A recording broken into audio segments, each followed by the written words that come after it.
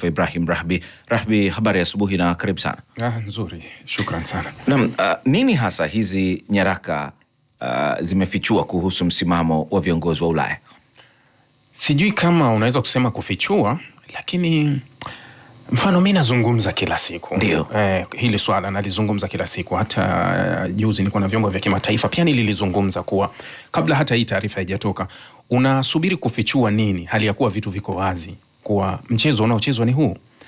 Kwa sababu iko wazi kuwa vile vifungu 28 ambavyo viliwekwa mezani na katika kile ambacho Marekani anasema kuwa yeye ndio alikiweka, hakuna shaka vilikuwa ni vifungu ambavyo vimetoka Moscow. Maana yake kuwa ukiwasikiliza baadhi ya maseneta wa Marekani waliparurana na Marco Rubio, mwanadiplomasia mkuu wa Marekani, waziri wa mambo ya nje, wakati tu vilivyotoka. Wakamuuliza kuwa hivi vifungu 28 vilivyokuja kwa ajili ya usimamizi wa amani, Urusi na Ukraine, ni vya Urusi au vya Marekani au vimetoka wapi? Kwa taarifa ambao walitoa maseneta mara hiyo, walisema kuwa ofisi ya Rubio iliwajibu kuwa yalikuwa ni mapendekezo ya Urusi kabla ya kukanusha. Wakasema hapana, hivi vimetoka Marekani. Kwa sababu iko hivi Mohamed.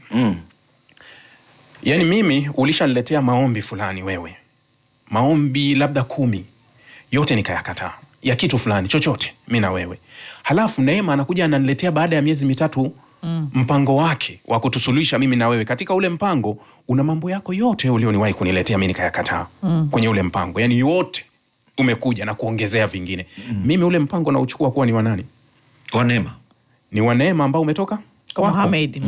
Wa Mohamed kutoka kwa Neema. Kutoka kwa Neema. Ndio iko hivyo. Sasa mfano gazeti lilikuwa ni Bloomberg. Lilienda kufichua mazungumzo yalikuwa yanaendelea kati ya Steve Witkoff, Jared pamoja na Ushakov wa Kremlin, wa Urusi, kabla ya huu mpango. Nasema kuwa walikuwa wakikutana kuanzia mwezi wa 10 kuanza kupanga hivi vifungu. Ndio hicho sasa Ulaya sasa wanaposema kuwa wamefichua. Mnafichua nini hali ya kuwa vitu viko wazi? Sawa. Sasa Rahbi, kwa nini viongozi wa Ulaya wanaonekana kutokuwa na imani na juhudi hizi za Marekani? Kwa sababu Marekani karudi kwenye asili yake. Ndio hicho ambacho wanakuambia kuwa hizi, kwa sababu Trump amerudi yule Trump aliyoingia. Trump aliyoingia madarakani alisema kuwa ataumaliza mgogoro kwa saa 24, kama unakumbuka. Ndio. Akamkalia Zelensky kooni. Unakumbuka mgogoro wao ofisi ya Oval February pale. Mpaka akaondoka Zelensky, wamemzunguka na kina JD Vance, kina Waltz, kina Marco Rubio, kina wanamshambulia. Mbona uvai suti bwana? Mbona uvai suti? Unakumbuka ilikuwa vile. Ilikuwa nyinyi tunawasaidia tu, mngekuwa mmeshapigwa. Ile ilitokea. Wakati ule Trump alikuwa anashinikiza Ukraine wakubali vifungu hivi. Sasa mara hii wamerudisha vile vile na wanasukuma zile zile. Sasa mchezo ukoje? Mchezo Ulaya wametengwa kwenye haya mazungumzo. Yaani hawa Ulaya wanapokea mazungumzo katika hili kupitia kwa Ukraine, sio kupitia kwenye meza. Maana Marekani anaongea na pande yuko sehemu 3. Kuna pande mmoja ambaye yeye Marekani, kuna upande wa pili Urusi, halafu kuna upande wa 3 Ukraine. Ndio anakozungumza. Kwa hiyo Marekani hataki kuzungumza na washirika wa Ulaya. Hataki kuzungumza na watu wa NATO. Yeye anazungumza na Urusi, anazungumza na Ukraine. Sasa anatumia nafasi yake na nguvu yake ya ushawishi kumlazimisha Ukraine akubaliane na pendekezo lililoletwa. Pendekezo ambalo unaona kuwa Marekani ni msuluhishi, sawa? Ameleta pendekezo, mimi naleta pendekezo la kuwapatanisha wewe na Neema. Lile pendekezo nalo lileta mimi, wewe Mohamed unalikubali lote. Iko sawa, hamna kitu cha kupunguza hapo. Lakini kwa Neema linamuumiza sana. Neema hautaki na arekebishe chochote. Pendekezo gani la hivyo?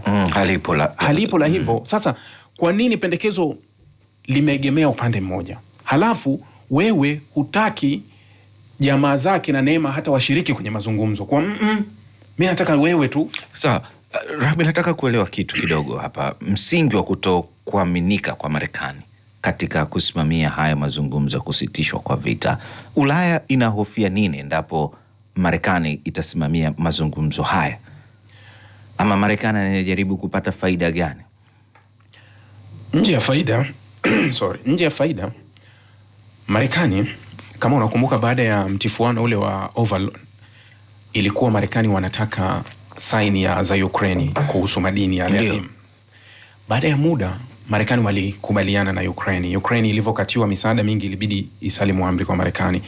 Ikakubali kusaini makubaliano ya Marekani kuchukua madini, kufikia madini ya Ukraine. Sasa Marekani wanahitaji yale madini ya Ukraine, lakini hali haijakaa sawa kwa sababu kuna mzozo. Makampuni makubwa ya Marekani tayari yamejiandaa kuingia Ukraine kwenda kuchimba, lakini kuna vita. Sasa wanamalizaje vita? Ni lazima ulazimishe vita imalizike, ndio hili ambao unalazimisha. Sasa wasiwasi uliopo, umeniuliza kuhusu Ulaya. Ulaya ni kitu kimoja, kuwa Ulaya wanafahamu kukubaliana na vifungu vilivyo katika makubaliano ya Trump ni kunaashiria kushindwa kwa Ukraine, kunaashiria kushindwa kwa Ulaya na kuporomoka kabisa. Unaweza ukahisi kuwa labda Zelensky anaweza kupoteza, lakini sio Zelensky peke yake, watapoteza Ulaya. Kwa sababu ukiangalia kwa namba mfano ya fedha ambayo imetoka kwenda kwenye vita ya Ukraine, utagundua kuwa washirika wa EU wametoa fedha nyingi kuliko Marekani, tofauti na nchi moja moja. Ukiweka nchi moja moja ndio Marekani katoa nyingi akifuatiwa na Ujerumani, lakini ukiwachukua EU kama EU, wao wametoa msaada mkubwa zaidi kwa Ukraine kuzidi Marekani. Lakini kwenye mazungumzo hawashirikishwi. Sasa unajua hizi nchi zilivyo, Mohamed, kuna kitu kimoja ambacho napenda ukizungumza mara nyingi, kuwa vita ni biashara. Hakuna sehemu utaiona inapelekwa vita sehemu ambayo haiwezi kulipa, kwa sababu silaha ni ghali sana. Yani silaha ni ghali sana. Kwa hiyo ili wakuletee vita ni lazima wameshachungulia kuna sehemu ile vita itarudisha, ndio wanaweza wakaleta vita. Ndio ilivyo. Sasa Ulaya na wao wanataka urithi wao Ukraine. Marekani anapolazimisha kumaliza huu mzozo awe kati yake yeye Urusi na Ukraine, ni pekee ndio atafaidika na mzozo wa Ukraine. Ulaya hawatofaidika chochote, na wamewekeza vitu vingi, yani fedha wamepeleka ya kutosha. Marekani anataka kuchukua urithi peke yake kwa sababu tayari makampuni yake yameisha saini makubaliano ya kuchimba madini ya Ukraine. Lakini wenzake wa Ulaya hawajapata chochote na wameingiza mabilioni ya fedha kuzidi Marekani. Hapa kwa hiyo kuna ugomvi wa urithi upande wa pili. Hapa pengine kwa msikilizaji anayetufuatilia vizuri, Rahbi anajaribu kutafakari sasa nini hatima baada ya pendekezo kwa limetolewa. Linaonekana linakubalika zaidi upande mmoja na upande mwingine unakataa. Kunaweza kufikiwa mwafaka wa kumaliza hivi vita na mambo yakarudi kwa shwari, pengine kuanza kuendelea kujenga Ukraine upya na mambo mengine? Sio kwa kipindi hiki, bado sana huu mzozo bado. Japokuwa kuna zile taarifa ambazo ukizipokea kutoka Marekani unaona kama kuwa labda tumefika hatua kubwa sana au tumepiga hatua nzuri za kwenda kumaliza mzozo. Hizo ni kauli tu za Marekani, lakini kiuhalisia hawajawahi kupiga hatua. Mzozo uko vile vile kuanzia mwanzo, ni kubadilisha tu upepo ambazo kauli ambazo zinatoka Marekani, kwa sababu ukiwatazama Ukraine hawajawahi kutoka kwenye msimamo walionao.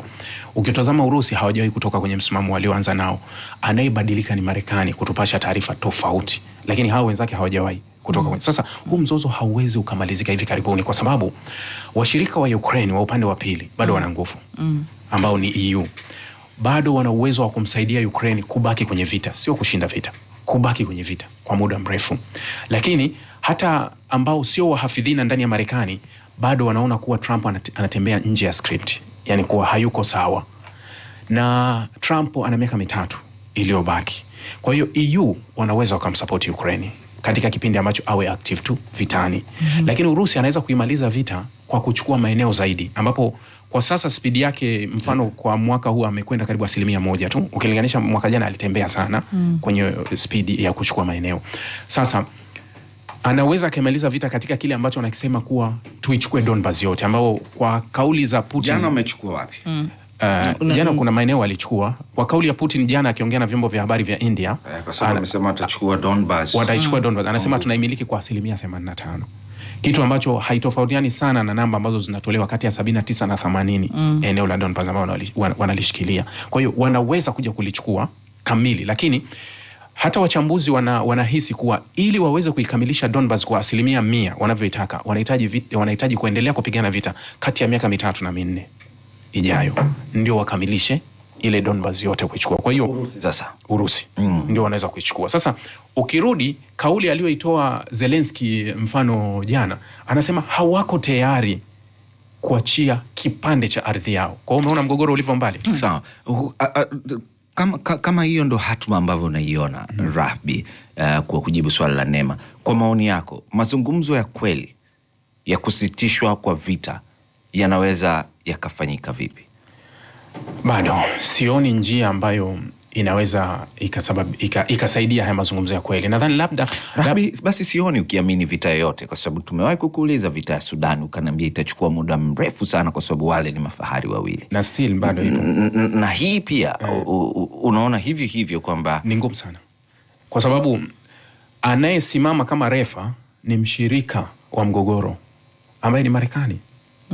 Yeye yuko upande wa Ukraine, lakini ni mabadiliko tu ya sera baada ya kiongozi mmoja kubadilika kuja pale White House, lakini still Marekani ndio kayasababisha haya yafike kwenye kiwango hiki. Sasa hawa washirika wa upande wa pili wa Ukraine hawatokubali Ukraine ipoteze, kwa sababu na wao wanaenda kupoteza.